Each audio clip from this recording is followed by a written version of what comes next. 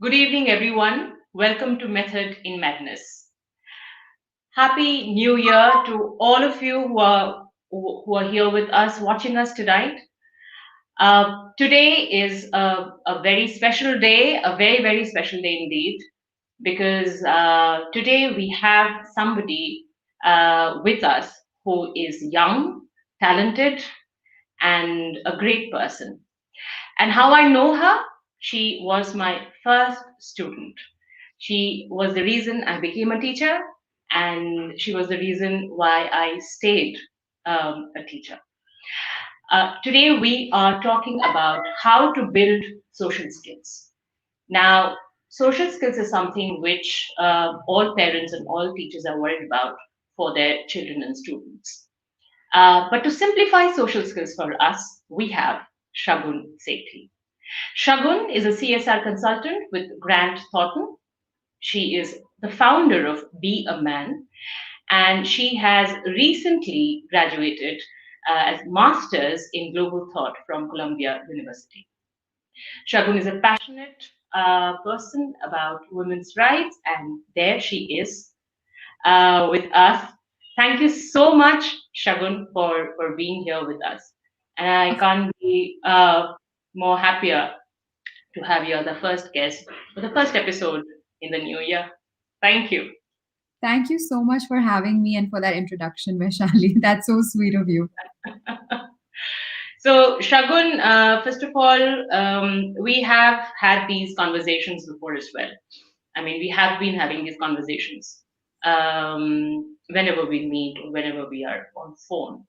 But I thought that it's very important that we take this out of the world to the people who are watching us. And there are teachers and parents joining us from all over the country. And a little guidance from you, from the horse's mouth, who has been there and not very long, ago.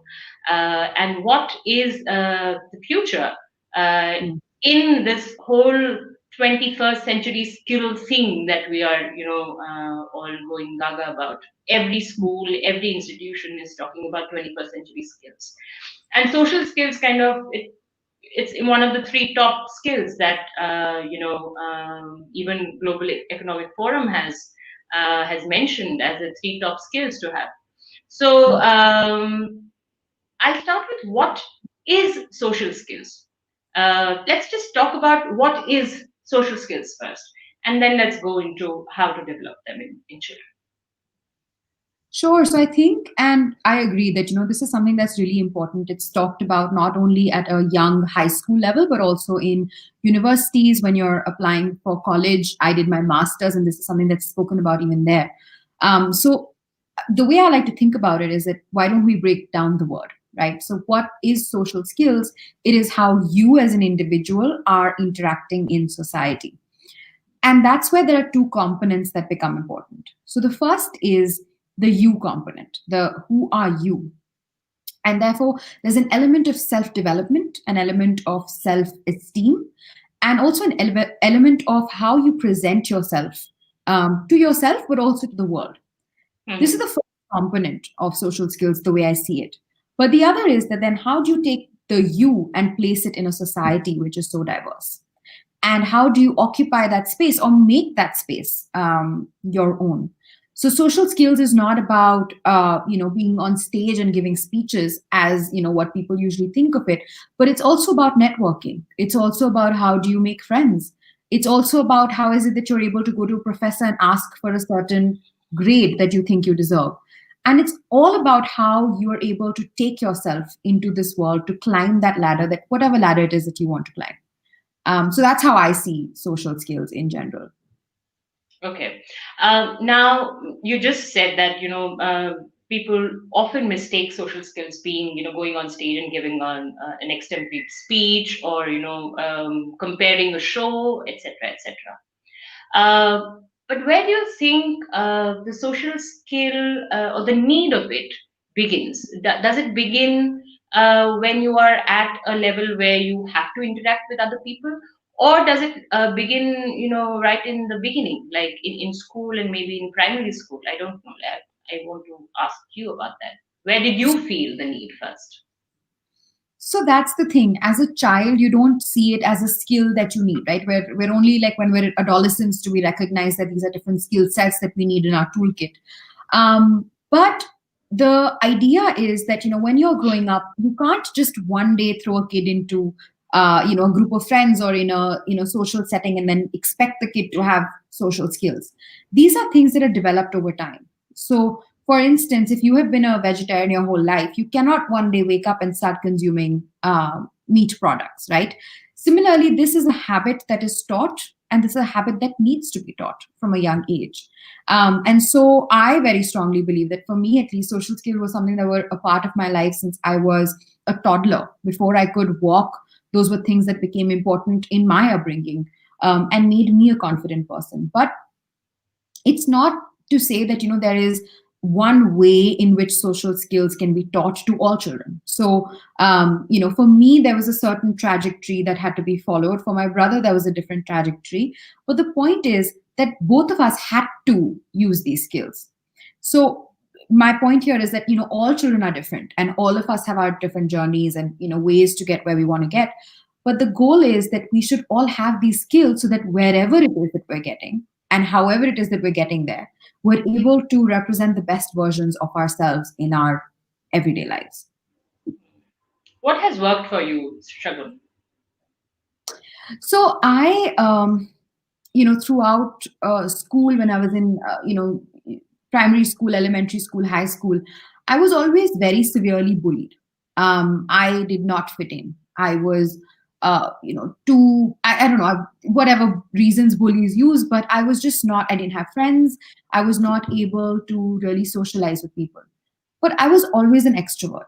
So I always liked talking to people. I always liked being on stage. I always liked taking charge of things and being in positions. For me, my journey was initially through theater and then through drama that got me to a point where, I mean, I'm not an actor. I haven't done a play in I don't know how many years now, but those skills are still skills I use today as a consultant, as someone who's, on the news. Those are things that I still need in my daily life. So for me, my mother had, and my mother should write a book on parenting, but my mother had put me in theater workshops from a very, very young age.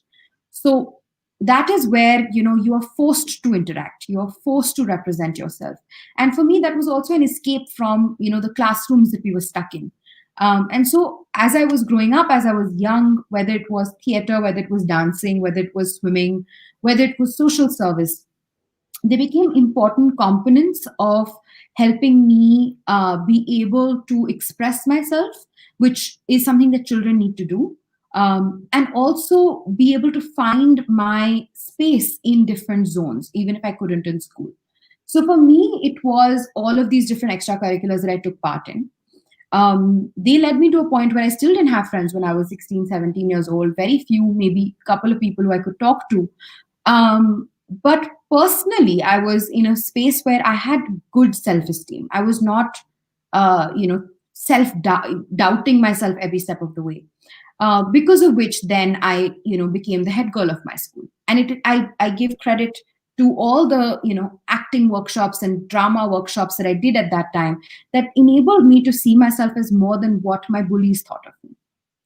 From there, I had gotten into DU and I completely stopped theater at that point. I decided to do debating because I wanted to do public policy at that point. So debating was another element that really, really worked for me. But I will tie that back again to how those workshops that I did and those, the early steps that we took to develop my ability to interact socially helped my debating. So when I entered the room as a debater, I'm 5'2", so I didn't occupy much space physically.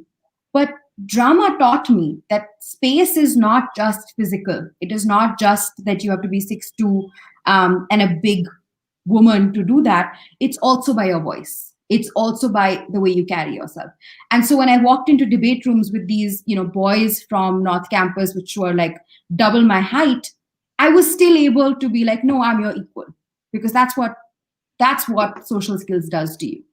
And then from there, I applied for my master's. I went on a merit fellowship to Columbia University in New York. I did my master's in global affairs, and I worked in New York. And again, those were the same things, that small things that I took with me. So one of the things I'll talk about is that, in Columbia, in an Ivy League institution, it's a primarily white space, male dominated white space.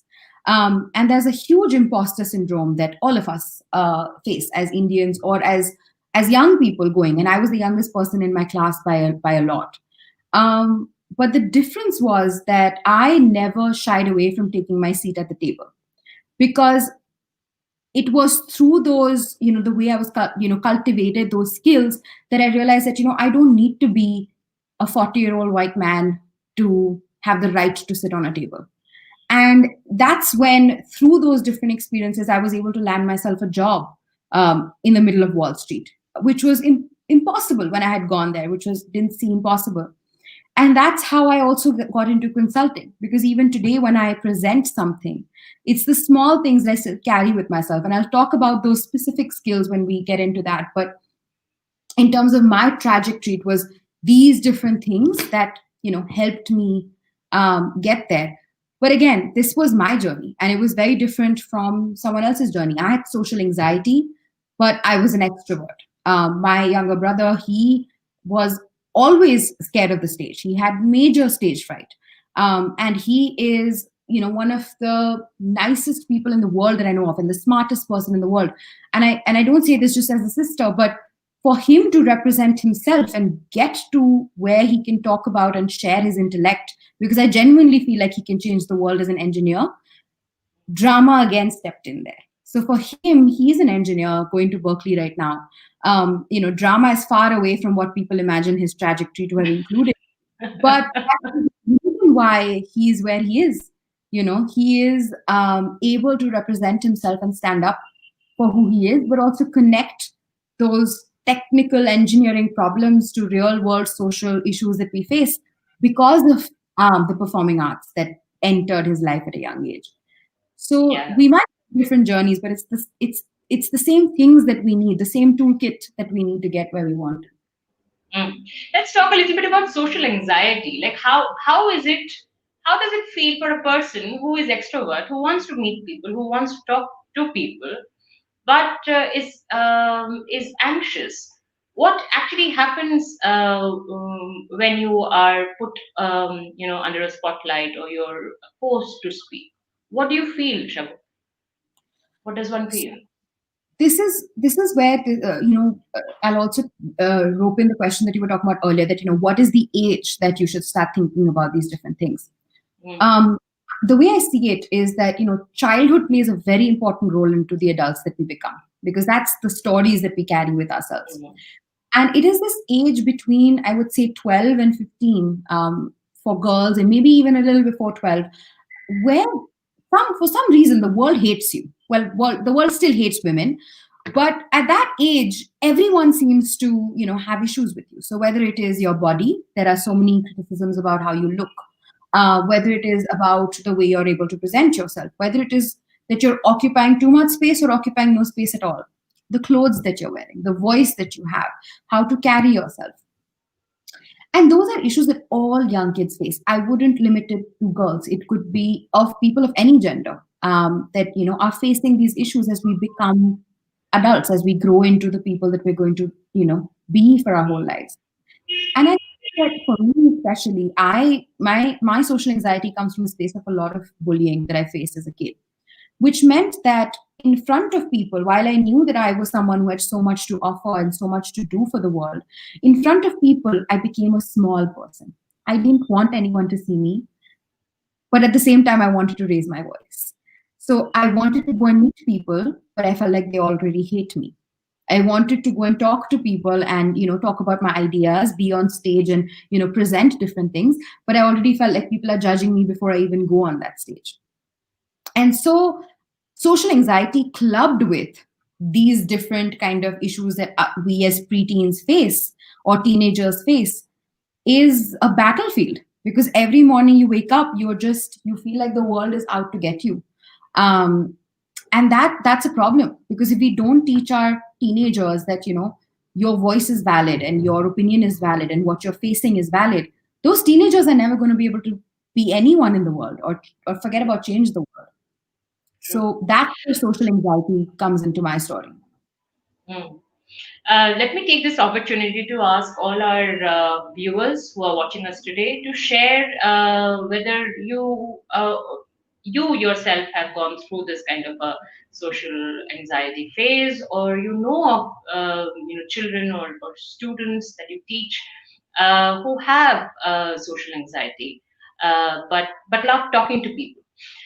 Hmm. So when I look at children, Shagun, I never look at them like that person. She's a shy girl, or he's a shy boy, or extrovert or introvert. I mean, these labels are something, things that we kind of give our children, and they start believing in them, and then they start growing. Yeah. So if you kind of label somebody, yeah, you are a you're an extrovert person, and then maybe in a given situation that person does not Hmm. feel extrovert, does that take away that identity from that person? Hmm. So I think the first thing that works for me, Shagun, is to not label the child at all, whether the child is extrovert or introvert or shy, especially shy. Hmm. What would you were a child, you were growing up in your school, um, and I'm sure you've had teachers around you, but adults around who have helped you, and also maybe broken your morale, because adults are capable of doing nasty things, just Hmm. like children are. But yeah, uh, what do you think a teacher or a parent should keep in mind when dealing with a child who perhaps is anxious socially? So I completely agree with you that these are labels that we give ourselves or that the world gives us. And if you even go to like a licensed psychologist, they will never label you as someone who has anxiety or depression or whatever it is. So these are boxes that we fit ourselves into, or the world fits us into, which don't really exist. Um, but going back to what are the things that go right and what are the things that go wrong, so completely agreed with number one, that we shouldn't label. But I think the other is two things. One is that we need to acknowledge that there's no one size fits all solution for kids who are growing up. So you cannot say that if my kid plays a sport, or if you do this XYZ thing, you're going to become successful. You cannot say that if you start doing tuitions from like grade 5, you're going to end up in an Ivy League. That's not how it works. Um, and I think of that even today as a 22-year-old, when I'm looking at my career ahead of me, that I don't want to gain things like skills which just last for a few years. I don't want to just learn how to do a sport or how to play an instrument just because that's the right thing or that's the cool thing to do. It's about what are the skills that you think that are transferable, and that becomes really, really important. For example, Okay, I think we have. Uh, sorry. yeah, yes. Now you are here. Yeah, So, yeah. Go what on. are the Hmm. skills? What are the skills that are transferable, right? So, when your child is going from high school to college, what are the skills that they'll take with them? And I think this is something that people and teachers and parents sometimes forget, that you could be an ace, football player, but can you take that with you to a job? I don't know. The skill that football is teaching you is not just how to throw around a ball. It is teamwork. It is how to interact with other kids. It is discipline. It is routine. So identifying those underlying kind of transferable values that you're teaching children is a very, very important part of helping people become who they are. So whether you're a teacher or a parent, I think that's very, very important. Even as a young adult, that's something that I constantly think about, that what is this project teaching me that I can take with me somewhere else. um, Similarly, it's also important to acknowledge that different children have different needs. And how is it that we can allow, because one of the biggest things that I see in young people, um, through my interactions with them, is that for some reason young people are constantly pushed away from occupying space. um, and then when you suddenly become a young adult, you are told that, oh, you need to, be in Yes. charge and take that Yeah, you're ownership. expected. Absolutely. Yes. So that occupying space cannot, it does not happen overnight. You cannot tell a child who's 5 years old that, okay, don't talk to your relatives, but then suddenly when you're 20 you should be the one organizing the parties. That's not going to work. You cannot tell a child who's in grade 8 that don't ask questions in class, but then the child goes to, a master's program, and then they don't know how to talk in class, and then you're like, why are you losing on your classroom grade? So those things are things that need to be taught from the very beginning. And that's where I think occupying space, like, I'll talk about one small thing that changed my life, that really worked for me, was, I remember, as I had come to you as a, I don't even know how old I was, but I was very 12, young. 12, 13, I think. Yeah. I was very, very young when I had first met you. And, at that age, we hate our bodies, we hate the way we look, we hate, the world hates us and we hate the world. Basically, that's what's happening at that age. Um, and I think that, through drama, that in fact, I think it was through with you that I discovered that, not like theater is not drama. It's not that I have to start being on stage all the time by doing drama classes, but also that how much it was affecting me personally. So I'll talk about two, three things. One is that in terms of body, and I think that's a very, very important part of social skills that a lot of young children face, self esteem issues. The one thing I learned through drama is that you don't have to wear clothes that don't make you feel free, and who you are. You don't have to kind of constantly put on makeup and put on a facade just because you want to fit in. You can carry yourself because of who you are. And if you're not able to believe in this person, we need to work on this person, not externally, but internally. So that was a social skill that I learned back then. I took this skill with me to Colombia. So when I was at Colombia and there were events that were happening, I would be very confident wearing a sari and going to those events. I was told by people that, you're going to be typecasted as an Indian, you will be seen as an Indian woman and therefore not equal. And just because of the choice of clothes. And I was like, if that's what they want to see me as, that's who I am. If that's a problem, I'm going to change that problem. I'm not going to change who I look like for that end result. So that was one thing that was one social skill that I learned through drama.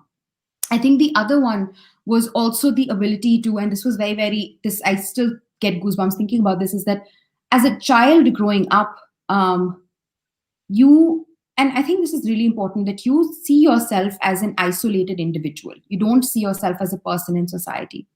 And so all the things and the thoughts that you have in your head are limited to what thoughts remain in your head. They're not real, they're not out there. And I remember one exercise that you made me do was that we were doing a poem on rape and how it affects young people and young girls. And it was I I don't think think it we was. were doing Maya Angelou's poem. I think it's Still I Yeah, Rise. correct. And I was 15 years old, 14, 15 years old.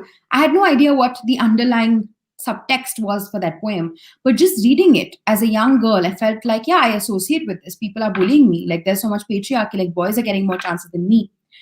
And you made me stand on the balcony. I remember I felt very uncomfortable saying it for the first time. Yeah, I remember that day. And you made me stand on your balcony, and there was a crowded market outside. And you told me to yell that poem out. Until I couldn't yell it, you didn't let me come back in. And I remember for the first 5 minutes, I was like, this woman has gone mad. She also hates me. I couldn't do it. I was like, I can't talk about my body or myself or the fact that I want to rise in front of all these people. And they couldn't even, like, I'm not even sure they heard me or could understand what I'm saying, but I didn't want to do it. And I did it because that's the only way I would be let back into the house. But that is what taught me how to occupy space, that my voice meant something, that I have to speak up because there are so many oppressed people who couldn't. And I remember when I was leaving that balcony, the thing I had in my mind was all those women down there who are facing domestic issues can't scream from their balconies. I can. And I think that's what I took with me when, even today, when I work as a consultant, that I need to raise my voice for issues that I care about. So again, that was a drama exercise, but it was such an important skill that I took with me that I still use it in my everyday. And I would recommend that as something that's really, really transformative in my journey. Another one would be just in terms of, and I hear a lot of parents talk about this, parents come to me to talk about this, that how do you um, kind of educate children on social issues? How do you make people sensitive and empathetic to what's happening to them?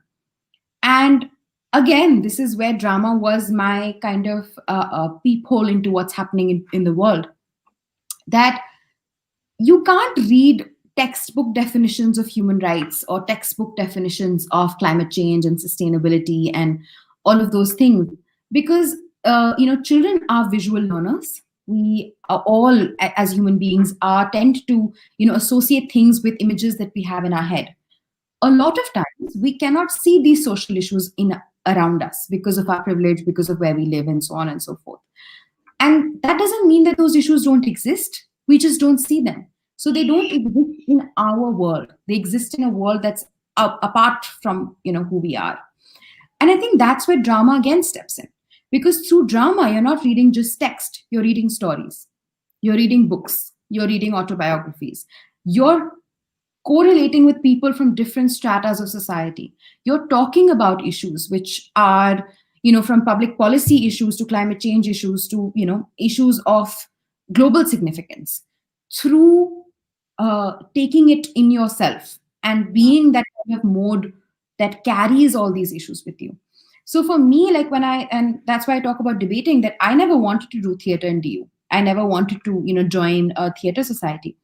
But through drama, I took those values of how you take someone else's problem and gain sympathy to it.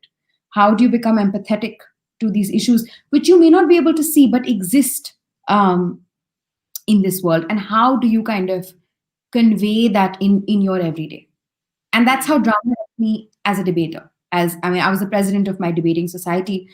And that's how I was able to even train my own freshers that this is something that you need to do to yourselves. Yeah, actually, when you talk about drama, I've often seen that even young adults who would come, to our studio and they would learn. Uh, Most of them went back into their jobs and did fairly well in their jobs, rather than quitting and becoming actors. Yeah. So it definitely has a big role to play. In fact, drama, I mean, because I've been practicing theater for such a long time, it has also helped me to be better at whatever I'm doing, not just on stage, but off stage as well. So yeah, but apart from drama, when you went into like college and then you finished your college and then you started working as again a consultant, I think, for admissions. Yeah. What would you generally see in the young generation who would come, would pass out their 12th and come? What is it that they have and what is it that they lack? What have you seen? So you're right. I think for 2 years, I was working as an education consultant, and that gave me the incredible opportunity for working with adolescents, over 100 adolescents in those 2 years, and children across all schools in Delhi and India. And I think when you talk about what is it that children have, I say this time and time again that the world's superpower right now is not technology. It's not that we have found the cure to any virus or any disease that's engulfing us. The superpower that we have is our youth, because the young people, the amount of hope I get just by the fact that we are still doing our work. We have so many young people graduating school and college and degrees and doing great things during this pandemic. You have people who want to spread joy and want to understand what it is to be a human in this world. We have young people wanting to fight poverty, and we have young people who are building, I don't know, vaccines and medicines and working on engineering, degrees that are helping us reach outer space and so on and so forth. So that is what we have. We have a lot to give. In terms of what we don't have, I think that there is a major disconnect between the real self that, and I will dive a bit into psychology here, but Mm, there's a disconnect between the real self and the ideal self in young people.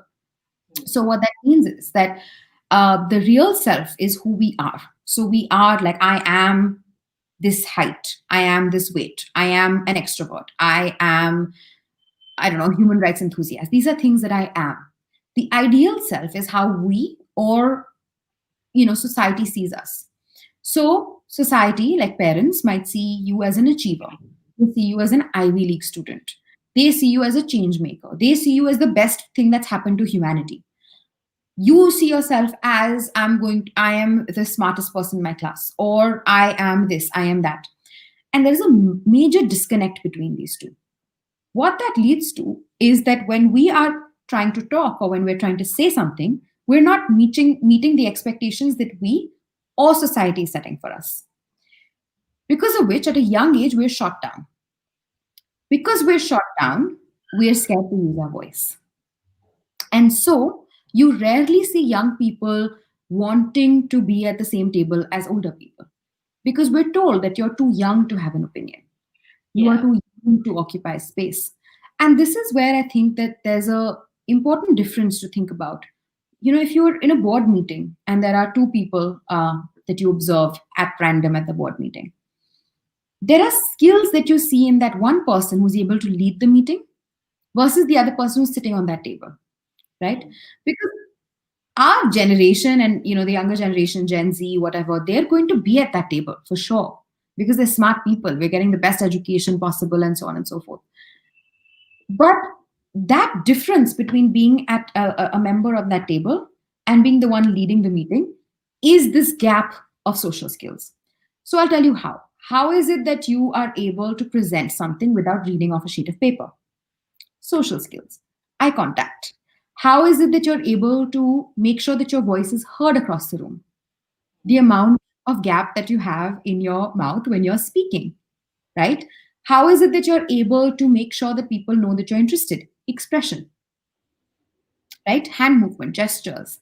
How is it that you're able to command an audience? Humor, the idea of understanding what is it that the audience wants. These are not things that a consultancy, a Wall Street office, an Ivy League school can teach you. These are things that if you take with you to those offices at Wall Street or at an Ivy League school, that will get you to be the one leading the meeting. And that's why that's the difference, that I see a lot of people my age come to me and ask me that, how do you do this? Or how is it that you're able to be so confident? It's not that I think that I'm the smartest person alive, but it is that I think that from a young age, because I took those skills with me wherever I went, that I'm not scared to talk to 10,000 people, because that's what these social skills taught me. And I think that is the difference in terms of what we have and what we lack. mm. You just spoke about this whole thing of adults telling you that you're too young to, or seniors telling you you're too young to share your opinion. Maybe it's not the right time. Maybe you need more experience. So, um, now experience is something which I also feel, now because I have gained a little bit of experience in the area of teaching. I feel that experience also gives you a different dimension to think about. Do you see a gap in your generation of young leaders and the generation of senior leaders? Is the gap only of experience or skill at the same So I love that question, because I have a very time? I'll tell you why. Because I think that a lot of people, even today, they ask me how old I am. Wherever you walk in, they ask Hmm. you how old. Hmm. And I don't like to answer that question Hmm. because they already put me in a box. I Hmm. don't like telling people that I'm 22. I like them to assume that I'm 27 because otherwise they think that I don't have enough experience. Hmm. And this is not to say that I disregard experience. I think the reason I am who I am is because of the experiences I've had. So, and this is where, in terms of social skill, another very important thing that I did in my growing up, and again, my mother should write a book about this, is that he made me do social work from a very, very young age. Hmm. So engaging with society is a part of my everyday. There is no day that I wake up and not think about people around me, and that's because from a very young age, that's what I had to do if I was volunteering in slum areas across Delhi. But and going back to your question of experience, those experiences have built me into who I am, right? But experience can only come when you do something. I can't get experience sitting in my bed, right? So when people are saying that I need someone with a 5 years of experience, you need to give me those 5 years to get that experience, right? Which is where skill steps in. Hmm. That how is it that young leaders today are at the same position that our older generations are at is because we are taught the skills that unfortunately people didn't have access to many years ago. Skills of, for example, as a woman, being taught that it is completely fine to raise your voice or raise your hand is a skill. I would not deem it as anything less than that because I had to learn it. Absolutely, it is a skill. Yes. It is a skill to own your body. It is a skill to be confident or whatever those different things are. And that is what makes me equal to someone else who may have 30 years of experience in something else, which is where experience cannot be, it is not numeric. We cannot calculate it. It is not, that's why when people say that I have 5 years of experience doing this, that means nothing. Because you cannot compare like 30 years of experience versus 5 years of experience. Okay, this is bigger than this. Hmm. What is the skill that you learned? You could have been cutting stone for 30 years and doing it the same way. Or you could be an excellent engineer and decide that the stone doesn't even need to be cut. You can just look at it and it gets chopped into two, which is where both generations lose out. And this is something that I think about a lot, even in the volunteer work that I'm doing now, that we both need each other in the workspace, in whatever space that we're at. Older Hmm. people need us for the skills that they have taught us, that Hmm. our teachers are teaching us every day in schools, to find quick solutions, to be problem solving, to be critical thinkers. And if we don't take those to the workspace, then we're going to be using the same method that we were using 30 years ago, which is why the older generation needs the younger ones. Hmm. Similarly, I don't think that us young people, and I don't like it when people are like, oh, we shouldn't have old people on the table at all, because we need their wisdom and vulnerable, leadership to get us to where we want to get. We cannot rewrite history. We can rewrite the future. And so we need history with us while we write the next step. So, you pick Hmm. up any big book, like, for example, and this is where my public policy side will step in. But if you think of the Constitution of India, right? It was the skill that Ambedkar had because of him being a young adult in this world. That was skill. That was not experience. That was skill. He had never written a constitution before. He took the experience of other countries. So we had the experience of the French Constitution, the Italian Constitution, the American Constitution, which is what made our book this book that has survived for more than 70 years and continues to, and it's a marvelous document that has been created. And that's the I think the perfect combination that we need, that magic solution that we need, to get us where we want to get, that we need both things on the table. Hmm. Yes, absolutely. You need both. But what I wanted to know from you is when you look at older people or seniors, uh, do you sense that you have more skills which are tangible than them? Do you feel that often? In terms of, I feel like our skills are more transferable in terms Hmm. of tangibility. So, like, for example, Hmm. the fact that I'm able to carry myself in Hmm. any room I'm in, or Hmm. the fact that I have confidence, the fact that I'm able to engage with society and understand their problems. Hmm. Um, They may not be like tangible skills in the sense that I don't know how to, like write Python language. That's a skill that I would consider a tangible skill. Yeah. But though these skills that I have are skills that I see my professors even at Columbia wanting to learn. We Mm, see so many professors and people go for leadership talks and conclaves and wanting to learn these different things because they didn't have access to performing arts. So performing arts was seen as something that like people who wanted to become like Bollywood actors or Hollywood actors would do. mm, I had access to those things. So that is the difference. That in terms of versus the older generation and us, that our skills are much, much more transferable, which gets mm, us faster up the ladder. Because those skills that you need in your specific positions, I think all generations have. So, as a public policy consultant, my skill in due diligence, for instance, is a tangible skill. And I will have the same skill that my boss has and his boss has, and so on and so forth. It is the fact that I'm able to do that due diligence and present it without blinking my eye that is the transferable one. So, wherever I am in the world, whether it's New Delhi or New York, that skill goes with me. That's the difference. great, great answer. Now let's talk about your the social engagement programs that you have been associated with. Uh, why do you think it is important? Like you definitely you mentioned that your mother did put you into different categories of social work while you were growing up.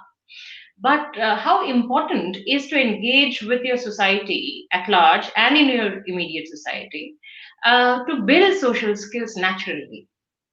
How do you see that happening? I think if there was one thing that I think everyone on the planet should do, it is this.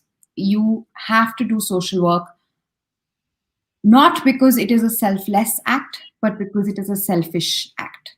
You don't do, I don't think in the volunteer work that I did when I was 7 years old or 8 years old and I taught some kids English that I changed anyone's life. I don't think I changed the world by making like a math game or helping kids with holiday homework in a non-profit school when I was 13 that it changed their life. None of it happened. I don't think that by giving someone food on your birthday, distributing it, going to an orphanage, that changes their life. That you're doing all of those things for yourself. To as an adult also you're doing it for yourself to help you sleep at night. But as a kid, why it becomes so important is because, like I said earlier, that we are visual learners. If we do not see poverty and we do not see struggle and we do not see oppression and we do not see reality in front of us, we don't know what that means. Which is where, and this is the most important part of being whoever you want to be, that if you live your life in a bubble of you, yourself, and your problems, you're never going to be able to engage. Which is where social work expands your bubble. So it includes other people across the world going through different issues and adds them to the bubble that you're creating. In which way you're able to rationalize and deal with your own struggles, you become a problem solver, and you become an upward looking person. So you're not waking up every morning just thinking that this is who I am and this is what I'm going to be forever and ever, but you're thinking about this is who I can be because I have access to these resources, because I have the ability to learn. And I say this many times that in social work, you are not the giver. I think that with as English speaking people, we always think that we will go and change the world and we are, I don't know, God's gift to everyone on earth. It's the other way around. When I go to a underserved community, it's them that are teaching me. So I did a drive on menstruation and menstrual products, and I went very proudly that I will help these 100 women gain access to sanitary napkins. And I came back home feeling so dumb. And at this point, I have gotten into Columbia, which is an Ivy League, and I'm thinking I'm smart. And I came back home just feeling stupid because those women were like, but we need to use cloth and we can't wash cloth because our community people are going to see it. So what do we do? And I had no answer. And Mm. in that, I realized that we don't know anything. We don't know it all. And that's where my education became so important to me. That's why I wanted to do a master's immediately after undergrad. That's why I still want to do 2 more degrees. Like, it sounds crazy, but that's what I want to do. And I think that is something that's life changing for everyone. It builds confidence. It teaches you that you have something to give to the world. So when you spoke about at the very beginning shy children, um, I think children from a very young age are constantly taught what they are not. So you are not tall, you are not confident, you are not smart, you are not good at math. Social work teaches you what you are. You are someone who people like. You are someone who can teach people things. That's very important because as growing up, you're anyway questioning yourself. This gives you an avenue where you feel like you're enough and you're able and complete. Absolutely. All right. So before moving further, we are already at 6:45. I think we can start taking questions right now.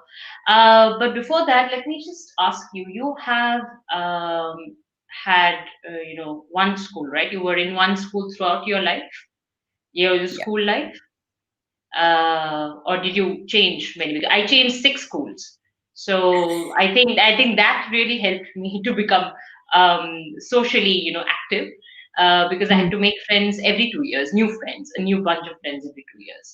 Uh, but with you, because you have been in one school for such a long time, how difficult or easy was it to be socially active and also yourself um, in that one space that you were in for so Very many difficult. years. Very difficult. I hated it. Um, and I think I can't, the grass is not greener on the other side in this situation. Like, I've had friends who've changed so many schools and it has left them with crippling social anxiety. Like, they are not able to make friends so easily. So, like, for you, like you said, it worked. For lots of friends that didn't work.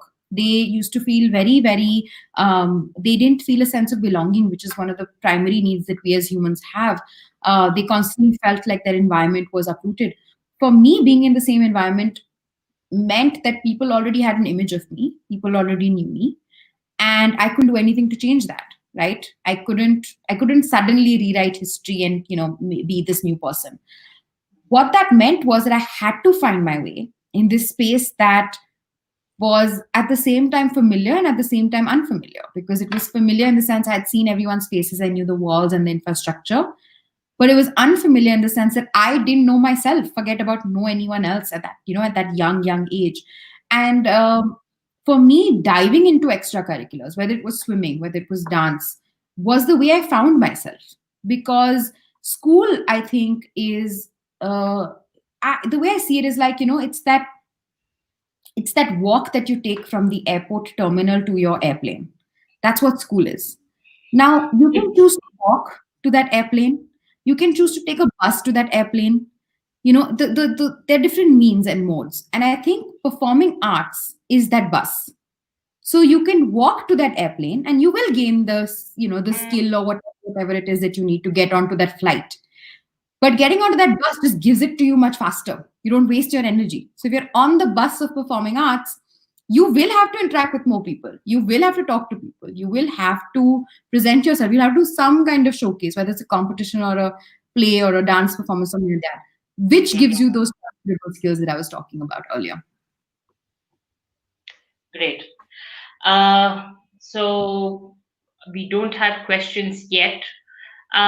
Maybe let us just talk a little bit about maybe if you can give us a couple of things that teachers can do at school to help children with social anxiety cope within the classroom, within that school premises and with friends and classmates around. So, and I think that teachers are, or teaching is one of the most unrecognized uh, Mm. professions in the whole world, because we don't give them enough credit for the work that they do for us. But in terms of the teachers that worked for me, and I'm not a teacher, but I'll talk about the things that they did that helped me a lot.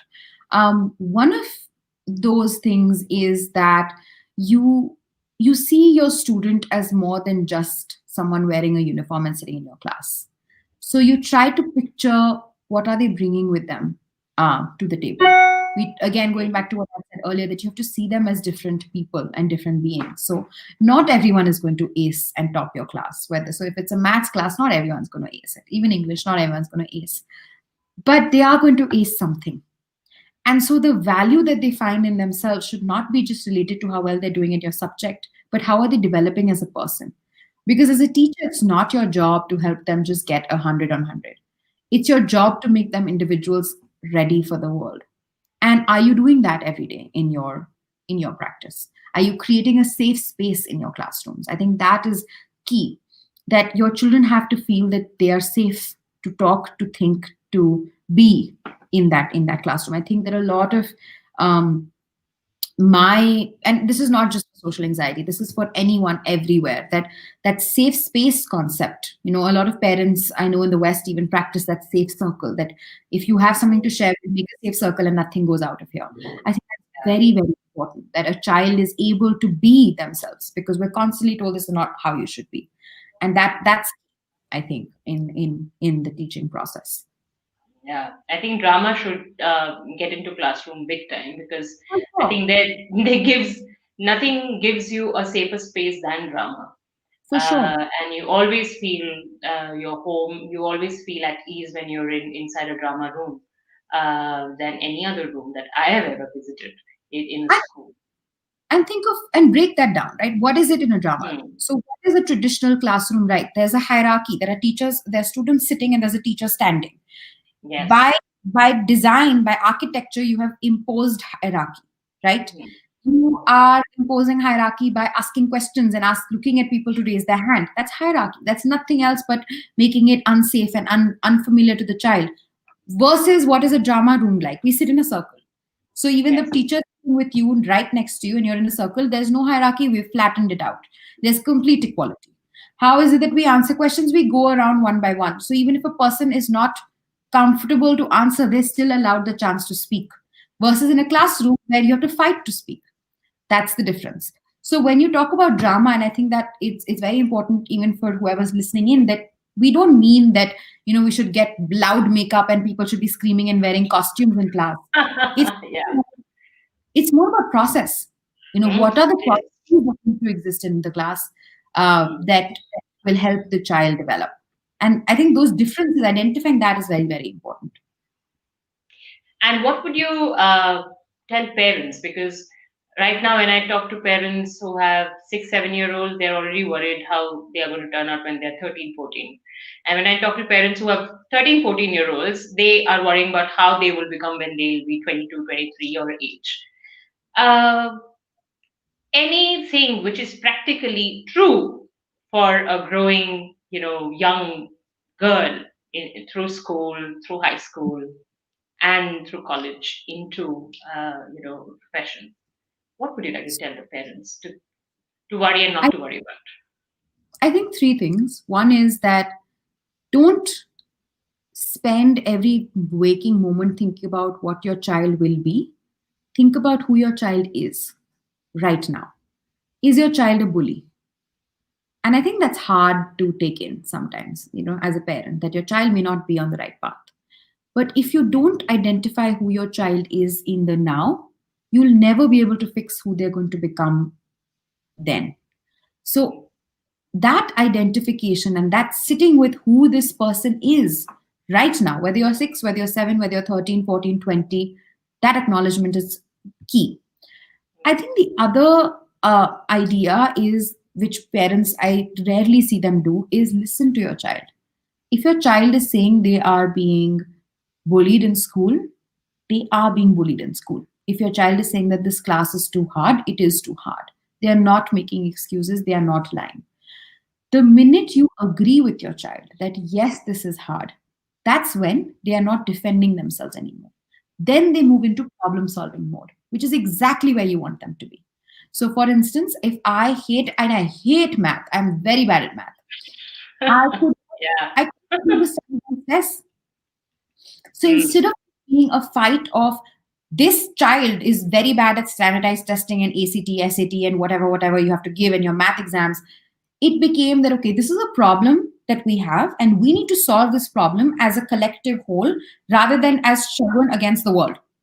Mm. That was my perspective, because then I was like, okay, I'm not a loser. I'm Alone not in. exactly. Yeah, and you're not alone in this. Yes. So if your child is saying that they are being abused in school, they are being abused in school. Listen to them and agree with them. That's your only job as a parent. Because children, as I said before, we have the ability to change the world. You have to open the door and let us. That's the goal. All right. Vishakha is saying parents with children aged 4 and 5 are extremely paranoid. Yes, I have seen parents worrying too much lately. Do you think because it's the reason is because there is so much of awareness, suddenly there's awareness, suddenly there are lots of parenting books coming up, suddenly there's a lot of talk about mental health, which is good, absolutely needed at this hour. uh, but what is the flip side to this? Do you see people overthinking or over reacting to children being children? I think the problem is that people are not thinking. So we are, overexposed to information. I agree. Yes, Like that there's we a are. lot of information that exists and we're constantly exposed to it. So I completely understand why a mother of a 4 5 year old is worried.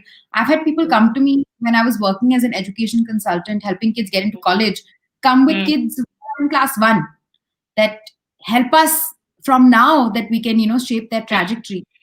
And the yeah. point is not that they are looking at too much information. It is that Mm, they're not thinking. First, see who your child is. What are your child's needs? You can have 30,000 parenting books. How will they help you? The goal is to find the solution that will work for you and not that will work for the world. So, while mental health is an important concept, you have to be educated in it. You don't have to now sit the child down and teach the child about depression at class, when they're 5 years old. That is the mm. key. That and this goes back to what I was saying earlier, that you need to know who your child is in the now before you jump into finding these solutions and interacting with the world. Mm, great. So I think we have almost come at the end of our talk. Just to conclude, what I feel, Shagun, we have spoken about is it's very important for us to know who we are before we, uh, go out there and say or do anything. That question is a very difficult question. It's a tough question with no answer Mm, at any given point in time in life. Who you are, who am I? mm, But I think one thing that helps you reach there a little bit is definitely the arts mm, and drama and performances and mm, theater, music. And I feel, and correct me if I'm wrong, that introducing the arts to children at a young age definitely helps. And one should definitely look at bringing art into your child's life, be it you're a teacher or a parent. 100%. And I think that if there's one thing that you take away from this, is that from a young age, when you start thinking about who your child is going to be, that is why you get paranoid and don't make the child or give them exposure. So going back to the things that we were talking about in terms of experience is not gained when you're 22. It's gained when you're 5, and it's gained when you're 15. And that experience comes from the performing arts, because that's the only way that you get to see the world from our tiny spaces that we occupy. And I think that's why performing arts in a person's life, whoever that person is, whatever they're going to do, is so important, because that's something that you take with you as you discover who you are and who you want to be in this world. Thank you, Shagun. Thank you so much for joining me for this conversation. It has been wonderful. It's always lovely to see you and talk to you and hear you speak. And it gives immense joy to me to see you growing up so wonderfully, so beautifully, doing great things. Thank you, everybody who has joined us today for our talk. Please do not forget to like and subscribe to our channel. We do these conversations every week. And I think, Shagun, these are very important conversations that we need to have, and more of such conversations should happen. Thank you once again. So much for having me, Vaishali. This was great. And I hope every young parent or every young child gets to have a teacher like you, who positively changes life. Thank you. Thank you, and have a great night, everybody. Happy New Year once again. Bye.